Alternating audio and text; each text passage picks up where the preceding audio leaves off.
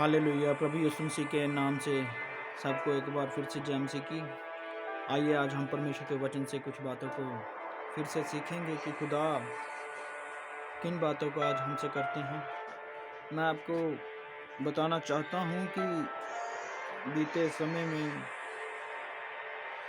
कभी कभी ऐसी परिस्थितियां आई होंगी जब आप निराश हुए होंगे, आप उदास हुए होंगे, या आपके जीवन में बहुत सारी शैतान ने उलझने डाली होंगी। पर ये जो नया साल है, शुरू होने वाला है, इस साल में मैं ऐसा भरोसा करता हूँ कि खुदा उन सारी परेशानियों को आपके जीवन से ख़त्म करेंगे, आपके जीवन में एक बड़ी आशीष को लेके आएंगे। ये जो समय है आगे वाला, ये जो 2024 का समय है,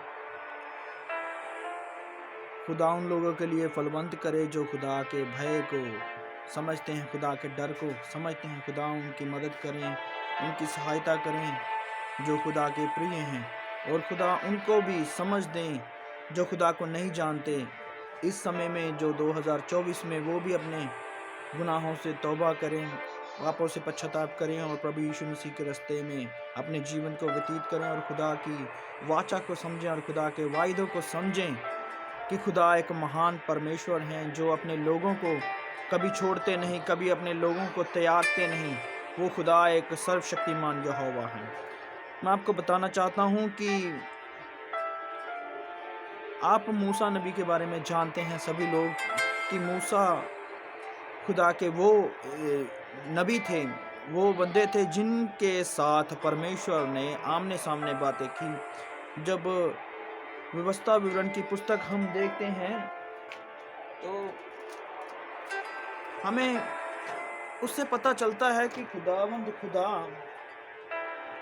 कभी भी अपने लोगों को छोड़ते नहीं, कभी भी अपने लोगों को त्यागते नहीं। और चाहे कुछ भी परिस्थिति आ जाए, कुछ भी ऐसी बातें हो जाएं, खुदा उनको बचा के रखते हैं, खुदा उनको संभाल कर रखते हैं। जब आप व्यवस्था विवरण की पुस्तक 34 अध्याय पढ़ोगे ना, 34 अध्याय पूरा पढ़ोगे, तो यहाँ पर मूसा नबी जो खुदा के वो चहेते व्यक्ति थे, जिनके साथ खुदा आमने सामने बातें करते थे, तो उनकी मृत्यु के बारे में आपको मिलेगा व्यवस्था विवरण 34 अध्याय में। जब आप पूरा चैप्टर पढ़ोगे तो आपको पूरा क्लियर हो जाएगा। तो यहाँ पर उनकी मृत्यु के समय उनकी आयु का भी जिक्र मिलता है। लिखा है कि जब वो मृत्यु के समय में 34 अध्याय का 7 वचन में लिखा है, मूसा अपनी मृत्यु के समय 120 वर्ष का था, परंतु ना तो उसकी आंखें धुंधली पड़ी और ना उसका पौरुष घटा। हालेलुया। यहाँ पर अब देखिएगा कि जब इंसान बूढ़े हो जाते हैं, उनकी आयु बढ़ने लगती है, उनके जीवन में आयु का प्रभाव होता है, तो कभी कभी उनकी आंखें कमज़ोर हो जाती हैं, कभी कभी उनकी शक्ति कम हो जाती है, कभी कभी उनके जीवन में बहुत ज़्यादा ऐसी बातें हो जाती हैं जिनसे उनका शरीर दुर्बल हो जाता है, उनका शरीर निर्बल हो जाता है। पर खुदा के जो व्यक्ति हैं, जो खुदा के चाहने वाले हैं, वचन में लिखा हुआ है, जब वो बूढ़े भी हो जाते हैं ना, उनका शरीर ऐसी परिस्थिति में होता है कि लोग देखे ये चल नहीं सकते, तो भी परमेश्वर का आत्मा उनको इतना बल देता है कि वो छोटे बछड़े के समान दौड़ते हैं। उनकी आयु का प्रभाव उनके ऊपर नहीं दिखता। ये खुदा की ओर से आशीष होती है अपने लोगों के लिए। और कभी कभी पौरुष ताकत इंसान की, कभी कभी शरीर दुर्बल हो जाता है, पर खुदा जिन लोगों से प्रेम करते हैं, जिन लोगों को दिल में बसा कर रखते हैं, जिनको खुदा अपनी जीवन की पुस्तक में रखते हैं, उनकी ताकत को भी खुदा बना कर रखते हैं। बोलो हालेलुया। ना तो उनकी आंखें कमज़ोर होती हैं और ना उनका पौरुष कम होता है। आंखें कमज़ोर होने का ये मतलब नहीं कि शरीर में कोई परेशानी नहीं आती। परेशानियां आ सकती हैं, मुसीबतें आ सकती हैं। इस बात को हम दो तरीके से समझ सकते हैं, शारीरिक तौर पर भी, आत्मिक तौर पर भी। लिखा है आंखें कमज़ोर नहीं होती, मतलब उनके जो अंदर की जो देखने की क्षमता होती है, उनके जो जिस्म की स्पर्श करने की क्षमता होती है, वह दूर से ही देख लेते हैं कि ये किस दिशा में जा रहा है। किसी को भी वो गैस कर लेते हैं। ऐसी खुदा की पावर उनके अंदर होती है, खुदा की शक्ति उनके अंदर होती है। लिखा है मूसा की जब परमेश्वर ने मूसा को अपने पास बुलाया, तो उससे पहले मूसा के जीवन में कुछ वायदे थे कि तुम इसराइल को कनान देश में लेके जाओगे, इसराइल के लोगों को कनान देश में लेके जाओगे। कुछ कुछ लोगों से मैंने सुना कि मूसा ने अपने जीवन में खुदा के रास्ते से, मतलब उन्होंने पाप किया तो इसलिए वो कनान देश में नहीं जा पाए। उन्होंने खुदा की विरोधता की तो इसलिए वो खुदा के वायदे को पूरा नहीं कर पाए। कभी कभी इंसान, मैं पहले भी आपको अपने कई वचनों में बता चुका हूँ कि मनुष्य की बुद्धि परमेश्वर की योजनाओं को नहीं समझती। ऐसा कुछ भी नहीं है कि खुदा को कोई भी जो खुदा का चाहता हो खुदा के विरोध में जाए, क्योंकि वचन में लिखा हुआ है कि जो खुदा के चाहते होते हैं, खुदा के जो बंदे होते हैं, खुदा के जो लोग होते हैं, उनके जीवन में जो कुछ भी होता है वो परमेश्वर की ओर से ही होता है। अपनी ओर से वो कभी भी कुछ नहीं जानते, क्योंकि खुदा उनका पहले से ही जो हिसाब है लिख कर रखते हैं कि इसको क्या करना है, क्या नहीं करना है, कहाँ जाना है, कहाँ नहीं जाना। वचन में लिखा है, जब तुम दाएं बाएं चलोगे तो तुम्हारे पीछे से आवाज आएगी कि रास्ता यही है, इस पर चलो। खुदा अपने लोगों को गाइड करते जाते हैं, तो गलती करने का तो वहां पर मतलब ही नहीं बनता। जो खुदा के चहेते होते हैं, खुदा उनको गाइड करते हैं। ऐसा मत सोचिए कि मूसा के जीवन में कमी थी तो वो इसराइल के देश में नहीं गया। ऐसा सोचिए कि खुदा ने यहोशू को भी प्रिय जाना, कि लोग ये ना समझे कि खुदा अकेला मूसा से ही प्यार करता था। ये एक लोगों के लिए सीख भी तो हो सकती है कि अकेला खुदा मूसा ही से प्यार नहीं करता, जो उसके साथ चलता है खुदा उसको भी प्यार करता है। जो खुदा के भय में चलता है, उसके साथ वाले अगर उसको समझकर खुदा के भय को मानते हैं तो खुदा उनसे भी उतना ही प्यार करता है जितना मूसा से करता है। बोलो हालेलुया। खुदा ने मूसा के अवसर को यहोशू को दिया कि लोग जाने सचमुच कि खुदावंद खुदा सबको एक समान ही समझते हैं। यहाँ पर आप देखिएगा, जब बहुत सारी बातें मूसा के मरने के बाद यहोशू के ऊपर पड़ी, तो लिखा है कि यहोशू घबराने लगा। यहोशू का हियाव घटने लगा कि मैं इतना सारा काम, इतने सारे लोग, इतनी सारी मुश्किलों को पार करके कैसे परमेश्वर के रास्ते पर उन लोगों को ले जाऊंगा, कैसे उस वायदे को मैं प्राप्त करूंगा जो मेरे स्वामी मूसा को दिया गया था। पर खुदा ने यहोशू को एक बात कही। आप देखना, वहां पर यह नहीं लिखा कि मूसा ने मुझको तंग किया तो मैंने उसको छोड़ दिया। यहाँ पर जब लिखा है, यहोशू का किताब 1 अध्याय 5 वचन पढ़ रहा हूं मैं, तेरे जीवन भर कोई तेरे सामने ठहर ना सकेगा। ये यहोशू को परमेश्वर ने कहा, जैसा मैं मूसा के संग रहा वैसा ही तेरे भी संग रहूंगा, और ना तो मैं तुझे धोखा दूंगा और ना तुझको छोड़ूंगा। हालेलुया। वचन में ऐसा लिखा है, मैं मूसा के साथ था और मैं तेरे भी साथ हूँ। खुदा उसको समझाना चाहता था कि मूसा को कनान देश का वायदा मैंने दिया, इसका मतलब ये नहीं कि मूसा वहां पर गया नहीं, बल्कि मैं तुझ में मूसा को दोबारा देखूंगा, ताकि लोग जाने कि खुदा के ऊपर जो कोई भी भरोसा करेगा वो भी मूसा के समान ही है। हालेलुया।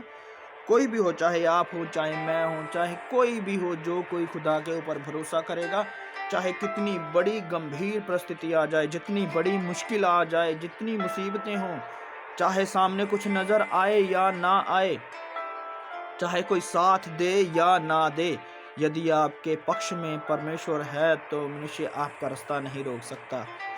नदियां आपका रास्ता नहीं रोक सकती, दैंत दानव आपका रास्ता नहीं रोक सकते, परेशानियां आपको कमजोर नहीं कर सकती। आसमानी जो मुसीबतें हैं वो आपके विरोध में नहीं हो सकती, क्योंकि खुदा आपके साथ है। बोलो हालेलुया। यहोशू के जीवन से लोगों को परमेश्वर ने यही बातें सिखाई। और जब हम नीति वचन का किताब 3 अध्याय 5-6 वचन पढ़ते हैं तो वहां पर भी यही बातें लिखी हैं कि तू अपनी समझ का सहारा ना लेना, संपूर्ण मन से यहोवा पर भरोसा करना, तो वह तेरे लिए सीधा मार्ग निकालेगा। खुदावंद खुदा उन लोगों को ही चाहते हैं जो यहोशू के समान खुदा के सामने अधीन हो जाएं, खुदा के सन्मुख अपने आप को समर्पित कर दें कि खुदा, यदि आप चाहते हैं मेरे जीवन में आपकी इच्छाएं पूरी हों, यदि आप चाहते हैं कि मेरे जीवन में आपके वायदे पूरे हों, तो खुदावंद खुदा आप होने दें। मैं आपके ऊपर भरोसा करता हूँ। यदि आप ऐसा सोचते हैं तो खुदावंद खुदा आपके लिए नए मार्ग बनाने जानता है, नए रास्ते बनाने जानता है, नई आशीषें आपके जीवन में देने के लिए खुदा जानता है। लिखा है यहोशू का किताब 1 अध्याय 8 वचन में कि खुदावंद खुदा ने यहोशू को एक टेक्निक बताई, एक तरीका बताया कि ये जो बाइबल व्यवस्था की किताब जिसमें मैं अपनी बातें बोलता हूँ, जिसको पवित्र आत्मा की ओर से लिखा गया है, नबियों के द्वारा लिखा गया है, वाचा है ये जो लोगों को गाइड करती है। यदि व्यवस्था की पुस्तक परमेश्वर के वो वचन तेरे चित्त से कभी ना उतरें और तू दिन रात इसी में ध्यान दिए रहे, तो ऐसा ही करने से तेरे सारे काम सफल हो जाएंगे और तू लोगों के बीच में प्रभावशाली होगा। कुछ भी करने की जरूरत नहीं, सिर्फ खुदा की बातों को मानने की जरूरत है, खुदा के वचन को सुनने की जरूरत है, खुदा की उस बात को सुनने की जरूरत है जो खुदा आपके जीवन में रखते हैं, ताकि आपका जीवन तब्दील हो और आपका प्रभाव लोगों के बीच में हो। खुदावंद खुदा आपको बढ़ाना चाहते हैं, खुदावंद खुदा आपके जीवन में तरक्की चाहते हैं, खुदावंद खुदा आपके जीवन में इस नए साल में वो बातें रखना चाहते हैं जो आपने कभी सुनी नहीं, कभी जानी नहीं।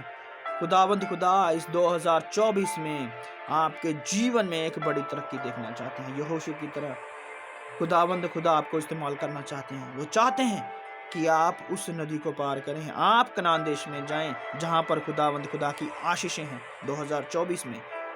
और इसकी टेक्निक एक ही है, व्यवस्था की किताब को कभी चित्त से ना उतरने दें, परमेश्वर के रास्तों से कभी भटके ना।